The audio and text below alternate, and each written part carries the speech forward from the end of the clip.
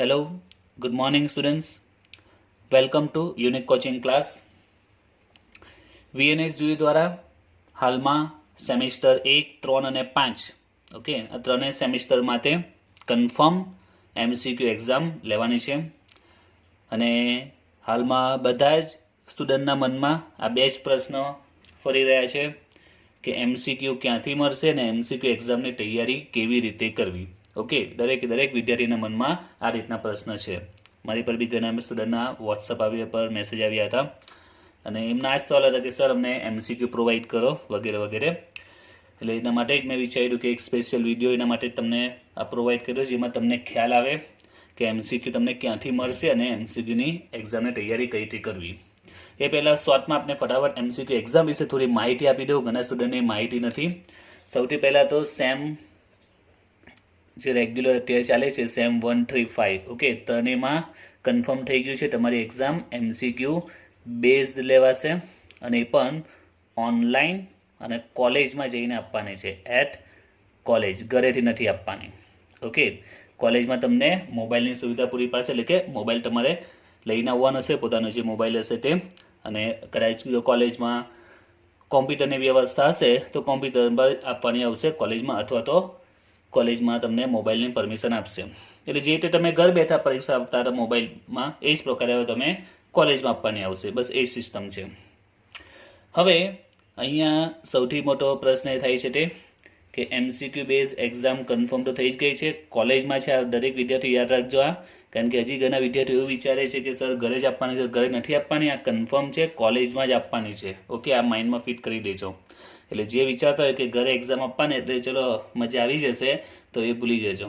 બરાબર છે, મહેનત કરવી પડશે, કોલેજમાં જઈને આપવાની છે. અને ડેટ પણ ફાઇનલ થઈ ગઈ છે સેમ 3 અને 5ની નેક્સ્ટ મંથમાં જ છે, 22 નવેમ્બરથી, રાઈટ. અને સેમ 1 જે ડિક્લેર નહીં થયું, કદાચ એમની ડિસેમ્બર એન્ડિંગ કાં તો જાન્યુઆરીમાં આવી શકે છે. એટલે સેમ 3 અને 5ની વાત કરીએ તો એમની પાસે 1 મહિનો જ છે હાલમાં. એમાં પછી વચ્ચે દિવાળી આવે છે, એના બી 10 દિવસ કરો કે 5 દિવસ કરો તો 1 મહિનો પણ હવે નથી રહ્યો. તો હવે સવાલ એ છે કે સર MCQ ક્યાંથી મળશે, તૈયારી કઈ રીતે કરવી.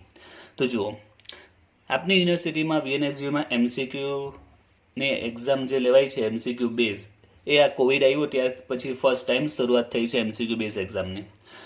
એ પહેલાં આપણી VNSGUમાં MCQ બેઝ એક્ઝામ હજી સુધી કોઈ દિવસ લેવાઈ નથી. ઓકે, તો હવે આ જે MCQ બેઝ એક્ઝામ લેવાય છે, આ કોઈ પહેલી વાર પરીક્ષા નહીં લેવાતી.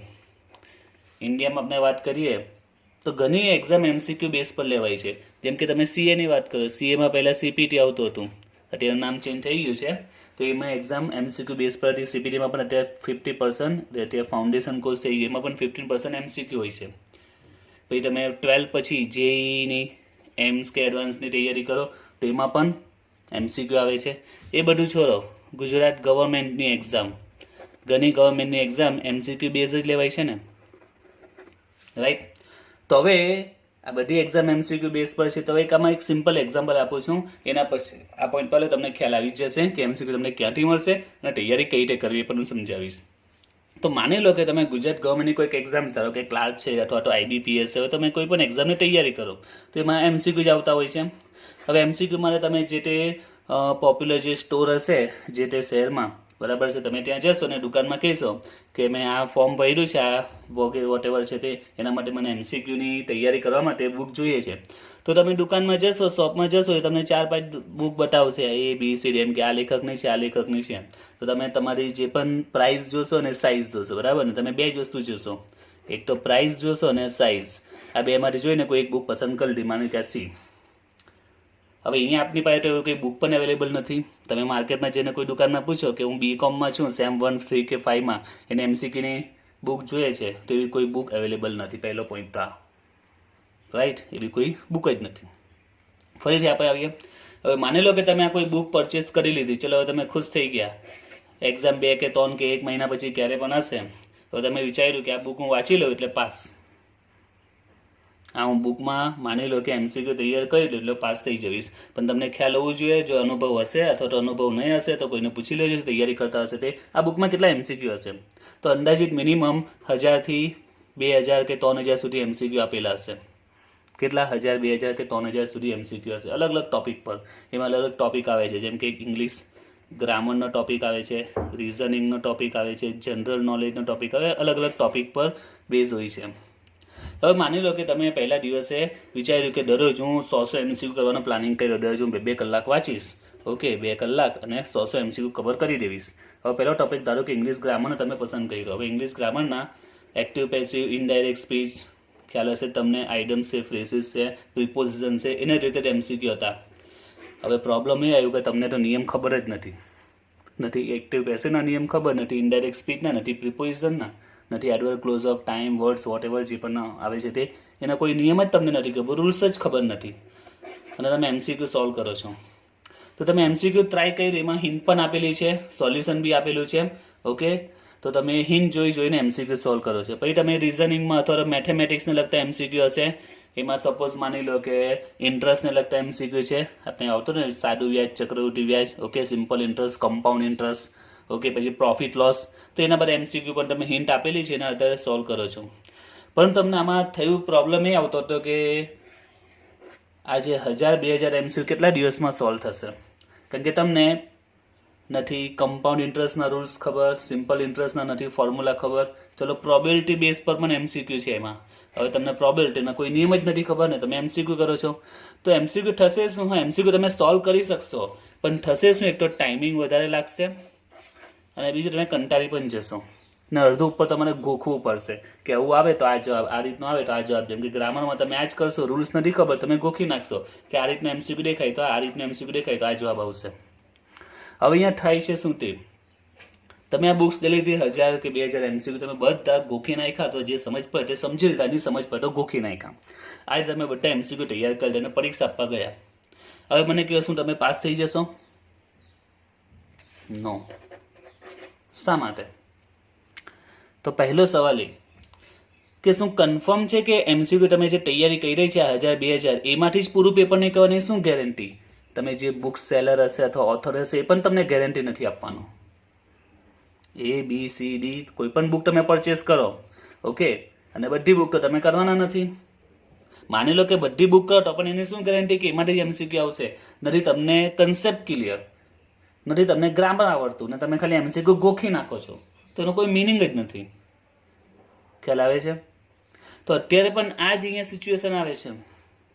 અત્યારે બધા સ્ટુડન્ટ અત્યારે ખોટી દિશામાં જઈ રહ્યા છે. દરેક સ્ટુડન્ટ એમ જ વિચારે છે કે MCQ મળી જાય એટલે ચલો આપનું કામ થઈ ગયું. ચલો માની લો કે તમને MCQ મળી ગયા, માર્કેટમાં બુક મળતી હશે, તો શું એ બુકમાંથી MCQ વાંચશો એટલે તમે પાસ થઈ જવાના છો? શું એ બુકવાળા લેખક તમને ગેરંટી આપશે કે આટલા MCQ એટલે પાસ? કોઈ ગેરંટી નથી. કન્ફર્મ છે MCQ પૂછાવાના છે. આપણે અકાઉન્ટ સ્ટેટની વાત કરીએ, અકાઉન્ટ સ્ટેટના તમને MCQ ધારો કે મળી જાય જે તે ચેપ્ટરના, અને ચેપ્ટરના MCQ તમે સોલ્વ કરશો, જવાબ તો આપેલા જ હશે. સપોઝ કે એમાં કેલ્ક્યુલેશન પણ આપેલી છે, પરંતુ હવે તમને ચેપ્ટર જ નથી આવડતું, તો MCQ નો શું મિનિંગ? કઈ મિનિંગ નથી. તો કહેવાનો પોઈન્ટ એ છે કે તમારું ફોકસ બદલો. અત્યારે તમારું ફોકસ ક્યાં છે? ફક્ત MCQ પર છે. ફોકસ MCQ પર નહીં રાખો, એ સેકન્ડ ઓપ્શન રાખો. પહેલું તમારું ફોકસ હોવું જોઈએ જે તે ચેપ્ટર પર હોવું જોઈએ, જે તે સિલેબસ છે એના પર હોવું જોઈએ, એના પર ફોકસ રાખો. પહેલાં એને ક્લિયર કરો, પછી MCQ પર આવો. ડાયરેક્ટ MCQ પર જમ્પ નહીં કરો તો આવી હાલત થશે. મન 1000-2000 MCQ મનને મારીને મોઢે કરશો, ગોખવાના છે, અને MCQ આવવાની શું ગેરંટી છે?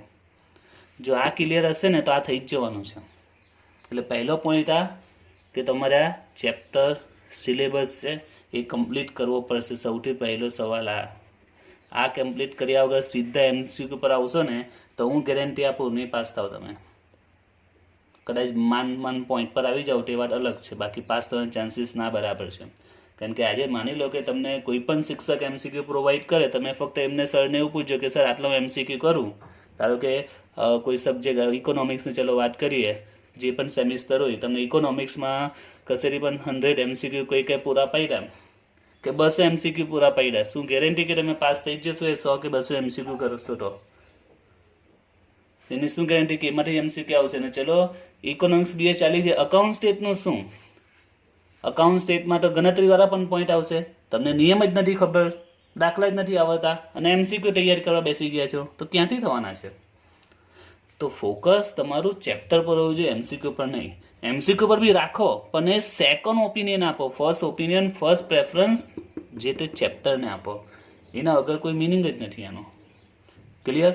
તો પહેલું માઇન્ડમાં આ સેટ કરી દો. ગાંડાની જેમ એમસીક્યુની પાછળ નહીં દોરો. અત્યારે બધા આ જ કામ કરે છે. આ શેના આધારે કહું છું, મારી પર જે મેસેજ આવ્યા છે, મારી પાસે ઘણા શિક્ષકો પર મેસેજ આવ્યો છે, મેં તપાસ કરી છે. બધા સ્ટુડન્ટ એક જ પોઈન્ટ છે, સર એમસીક્યુ મળી જાય ને એટલે અમે પાસ થઈ જઈશું. તેવું નહીં થઈ શકે. બરાબર? ચેપ્ટર જો ક્લિયર હશે ને પછી એમસીક્યુ પર આવો, ડાયરેક્ટ એમસીક્યુ પર નહીં જવાય. હવે સવાલ એ છે કે સર તમે કીધું કે ચલો એમસીક્યુ ને આપણે સાઈડ પર રાખીએ, ચેપ્ટર સિલેબસ કમ્પ્લીટ કરીએ, તો એ કઈ રીતે કરીએ? એમાં કઈ રીતે તૈયારી કરીએ જે એમસીક્યુમાં મદદરૂપ થશે? તો જો એ તમને સમજાવું છું, ચેપ્ટર સિલેબસની તૈયારી કઈ રીતે કરવાની અને એમસીક્યુ કઈ રીતે આવડશે એ પણ તમને સમજાવું છું. ઓકે, તો પહેલાં વાત કરીએ આપણે થિયરી સબ્જેક્ટની. જેટલા પણ થિયરી સબ્જેક્ટ છે, ઇકોનોમિક્સ છે, બીએ છે, બેન્કિંગ છે, જેટલા પણ થિયરી સબ્જેક્ટ આવે છે, બરાબર, દરેક થિયરી સબ્જેક્ટની પ્રિપેરેશન કઈ રીતે કરવાની અને એમસીક્યુ કઈ રીતે મળશે, એમસીક્યુની તૈયારી કઈ રીતે કરવાની જે તે થિયરી સબ્જેક્ટની, તે હું તમને પહેલાં એક્સપ્લેન કરું છું. ઓકે, તો હવે જો આ ઇકોનોમિક્સ છે, સેમિસ્ટર 5નું છે. હવે સેમ 1, 3, 5 બધા માટે એક જ નિયમ છે, એટલે તમે કોઈ પણ બુક્સમાં એ સમજી શકો છો. હવે ચેપ્ટર છે નીતિ આયોગની રચના, તેના હેતુઓ અને નીતિ આયોજનનું ભાવિ આયોજન, નીતિ આયોગનું. હવે આ ચેપ્ટર તમારે પ્રિપેરેશન કરવાનું, આમાં કઈ રીતે વાંચવું એ તમને સમજાવું છું, જે તમને એમસીક્યુમાં બી કામ પડશે. એ રીતે પ્રિપેરેશન કરવાની છે.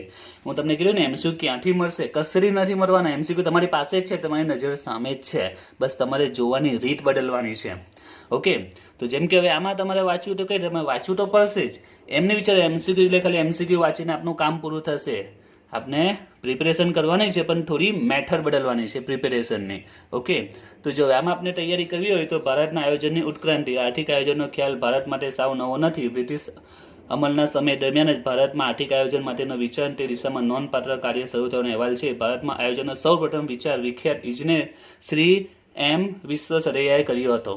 1934માં પ્રગટ થયેલું તેમના પુસ્તક પ્લાન ઇકોનોમીમાં ફોર ઇન્ડિયામાં તેમને ભારતના આર્થિક વિકાસ માટેની એક 10 વર્ષની યોજનાની રૂપરેખા આપી હતી. તો હવે અહીંયા તમારું માઇન્ડ બરાબર એક્ટિવ થવું જોઈએ. ઓકે, મનમાં પ્રશ્ન ઊભા કરો, ક્વેશ્ચન માર્ક. સુપર 30 જોયું ને, ક્વેશ્ચન માર્ક. મનમાં પ્રશ્ન ઊભો કરો કે આમાંથી કયો એમસીક્યુ બની શકે. મારે તમને કહેવાની જરૂર નહીં, પણ તમને જાતે કેટલી તો ખબર પડી જવી જોઈએ કે આમાંથી કયો એમસીક્યુ નીકળશે. તો આયોજનનો સૌ પ્રથમ વિચાર કોઈ આપેલો હતો? તો શ્રી એમ વિશ્વેશ્વરૈયાએ. બસ આનો જ ઉપયોગ કરો. જેટલા પણ સીએ કરતા હોય, સીએસ કરતા હોય ને, એલએલબી કરતા હોય, એલએલબી તો નહીં, ત્યાર પછી એમબીએ, આ જે બધા ડિગ્રી કોર્સ એ લોકો આનો વારંવાર ઉપયોગ કરે, આનો ખાસો ઉપયોગ કરે. એ લોકોને તમે ચોપડી જો ને બસ આવું તમને જોવા મળશે. બસ તમારે આ જ કામ કરવાનું છે, અંડરલાઈન કરી દેવા. બસ આ રીતે તૈયારી કરો.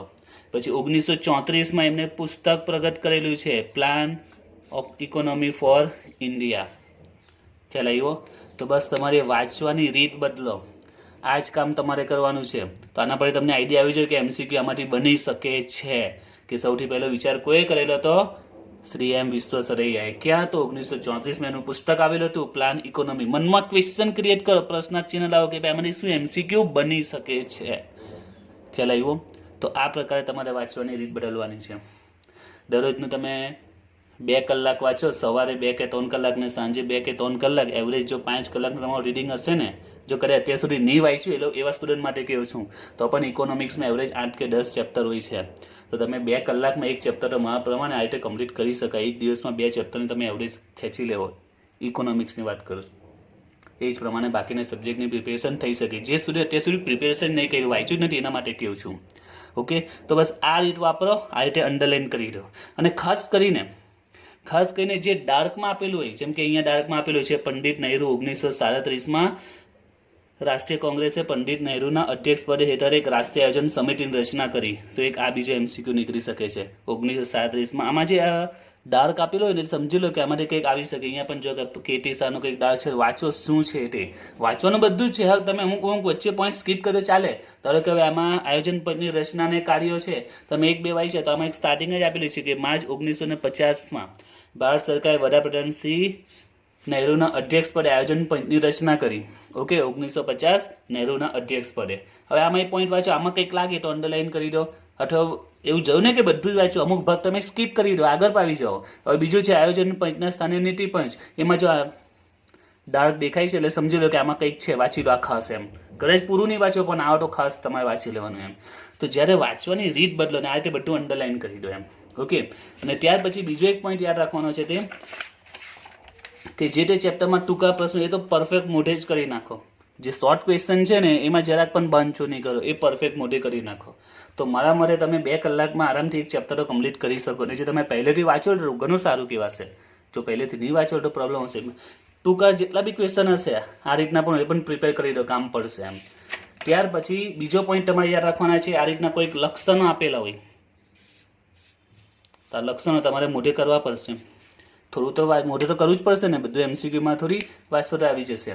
તો આમાં તમને કેવો એમસીક્યુ આવી શકે? આ રીતનો એમસીક્યુ નીચે આપેલા પૈકી કયું અલ્પ વિકસિત અર્થતંત્રનું લક્ષણ છે અથવા તો કયું લક્ષણ નથી, એવો પ્રશ્ન બની શકે છે.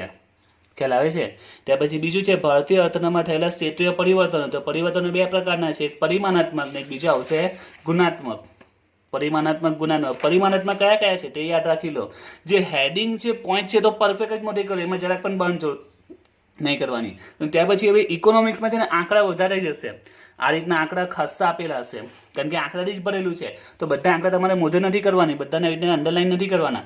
જે રીતે ડાર્ક હોય ને એને ખાસ કરવાનું, અને જે લેટેસ્ટ તાજેતરનું હોય ને 2020-21નું એના પર તમારે ખાસ અંડરલાઈન કરી દેવાનું છે. તો આ રીતે ઇકોનોમિક્સમાં પ્રિપેરેશન થઈ શકે છે. અને આ જ પેટર્ન તમે બીએમાં તો ઘણા લક્ષણો હોય છે, ફાયદા છે, મર્યાદા છે, બધાના પોઈન્ટ્સ પરફેક્ટ યાદ રાખો. એમાં કોઈ પણ એમસીક્યુનો બની શકે છે ને અંદર બી વાંચવું જરૂરી છે. અંદર આ રીતે અંડરલાઈન કરી દેવાની છે. અને બીજો પોઈન્ટ શું કે આ રીતે આખી ચોપડી કમ્પ્લીટ થઈ જાય ને પછી તમારે રિવિઝન કઈ રીતે કરવાનું એ પણ કહું છું. રિવિઝનમાં આ જ વાંચવાનું, પૂરું વાંચવાનું જ નથી. એકવાર રિવિઝન બી કરી લો બેટર, નહીં તો એક્ઝામના ટાઈમ પર પણ તમે આ જ વાંચો. હવે તો એક્ઝામના ટાઈમ પર પણ તમારે 3 કે 4 કલાકમાં કે 5 કલાકમાં બધું રિવાઇઝ થઈ જશે.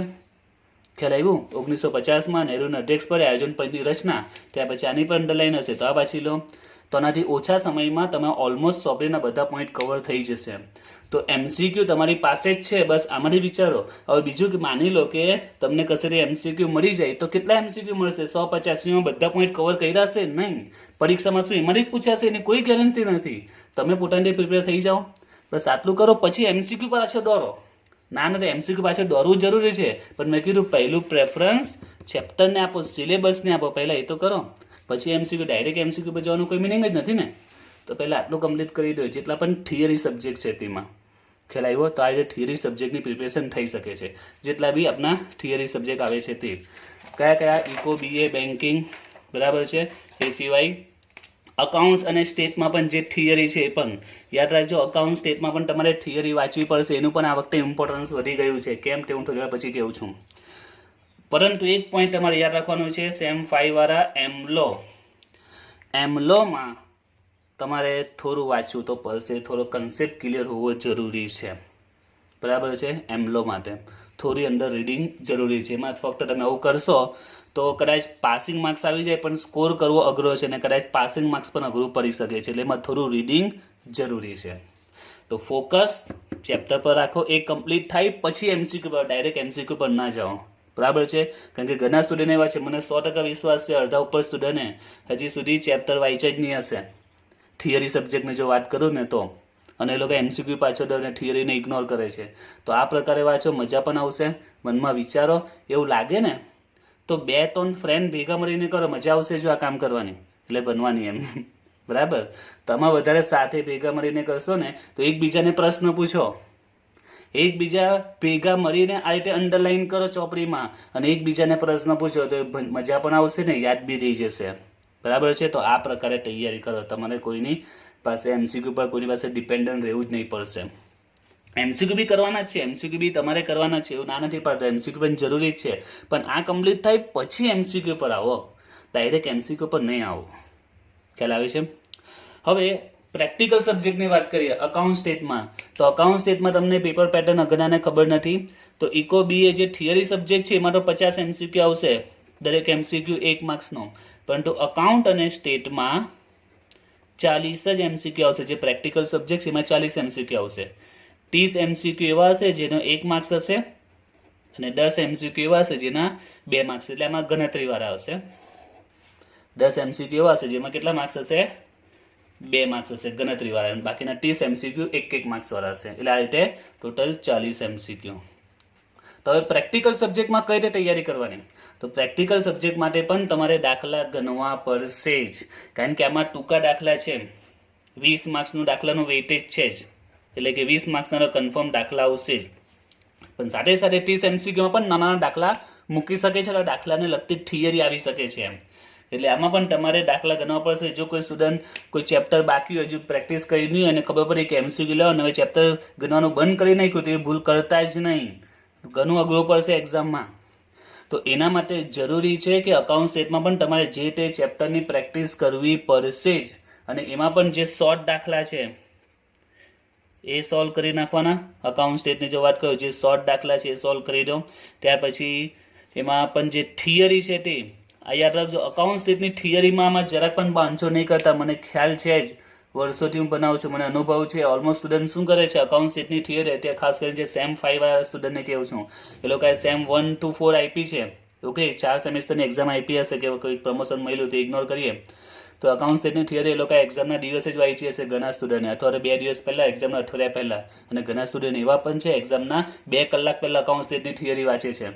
તો એવું આ વખતે નહીં કરતા. જે તમે અમને કીધું ને થિયરી સબ્જેક્ટમાં, એ જ રીતે અકાઉન્ટ સ્ટેટની થિયરી પણ વાંચજો, કારણ કે આમાં થિયરિકલ MCQ પણ આવવાના છે. તો થિયરી પણ એટલી જ આવડવી જરૂરી છે. પહેલા શું હતું કે 12 માર્ક્સની કે 10 માર્ક્સની થિયરી તમે કંઈ બી લખો તો પણ 5-6 માર્ક્સ તો મળી જ જાય, કારણ કે ચેપ્ટરનું થોડું તો નોલેજ હોય જ ને. તો એના આધારે તમે કંઈક થિયરીમાં લખશો તો કંઈક તો મળશે. MCQ સીધા માર્ક્સ ચાલ્યા જ જવાના છે એમ. તો અકાઉન્ટ સ્ટેટમાં પણ થિયરી વાંચવી એટલી જ જરૂરી છે. તો હવે તમને ખ્યાલ આવી ગયો હશે કે MCQ ક્યાં મળશે, તમારી પાસે જ છે. બરાબર છે? ચેપ્ટર ક્લિયર કરો અને પછી MCQ સોલ્વ કરો. ઓકે, અને MCQ ક્યાંથી મળશે તો એ પ્રશ્ન તમને મળી જ ગયો છે, તમારી પાસે જ છે. અને બીજો પોઈન્ટ તમને કહ્યું છે, આ પ્રકારે જે તે સબ્જેક્ટ તમારો ક્લિયર થઈ જાય ને પછી તમને એ સબ્જેક્ટના MCQ, તો તમારી પાસે MCQ ઘણા સબ્જેક્ટના કદાચ આવી પણ ગયા હશે, કારણ કે ઘણા કોલેજના સ્ટુડન્ટના જે ગ્રુપ છે એમાં MCQની PDF ફાઇલ ઘણી ફરતી હોય છે, જે તે અમુક કોલેજના કોઈ પ્રોફેસરે તૈયારી કરી હોય અથવા કોઈ કોલેજમાંથી પ્રોવાઈડ કરી હોય. અને યુનિવર્સિટી દ્વારા પણ કહેવામાં આવ્યું છે કે જે તે વિષયમાં MCQની પ્રશ્ન બેંક આપવામાં આવશે. ઓકે, એટલે એ પરીક્ષા પહેલાં એ પણ પ્રોવાઈડ કરશે જેમ. તો એ પહેલાં તમે ચેપ્ટર કમ્પ્લીટ કરી દો. ચેપ્ટર કમ્પ્લીટ થાય પછી ચેપ્ટર તમારું કમ્પ્લીટ થાય ને પછી ગાંડાની જેમ MCQ પાછળ પડો, પણ એ પહેલાં નહીં. બરાબર છે? એનો કોઈ મિનિંગ જ નથી. ચેપ્ટર ક્લિયર હશે ને તો પછી ત્યારે તમે MCQ કસેથી પણ મળશે ને. એક સિમ્પલ એક્ઝામ્પલ ટ્રાય કરજો. માની લો કે કોઈ પણ એક subject, account stat, eco, BA, કોઈ પણ સબ્જેક્ટ પહેલાં આ પ્રમાણે ક્લિયર કરો. આખો સબ્જેક્ટ ક્લિયર થાય ને પછી એને MCQ તમને ક્યાંથી પણ મળે ને પછી એ સોલ્વ કરજો. હું ગેરંટી આપું તમને અડધા ઉપર MCQ આવડતા જ હશે, અડધા ઉપરના. બરાબર છે? મિનિમમ. કદાચ બધા પણ આવડતા પણ મિનિમમ અડધા ઉપર તો આવડતા જ હશે. અને જો તમે ઘણું ડીપમાં વાંચશો ને, આ રીતે અંડરલાઈન કરશો બધું આવી રીતે, તો વધારે સારી રીતે સોલ્વ કરી શકશો એમ. તો ખ્યાલ આવી ગયો MCQ કઈ રીતે તૈયારી કરવાની તે.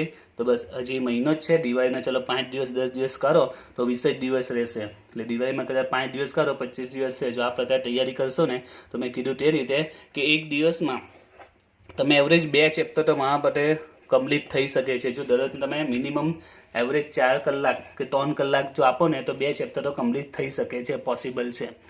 તો એ પ્રકારે તમે એક્ઝામ પહેલાં બધા થિયરી સબ્જેક્ટને કમ્પ્લીટ કરી શકો છો. અને અકાઉન્ટ સ્ટેટમાં કેવું છું, પ્રેક્ટિસ કરવી તો પડશે જ. પ્રેક્ટિસ છોડશો તો નહીં ચાલશે. દાખલા તો ગણવા પડશે જ, એના વગર તમને નહીં આવડશે. ઓકે.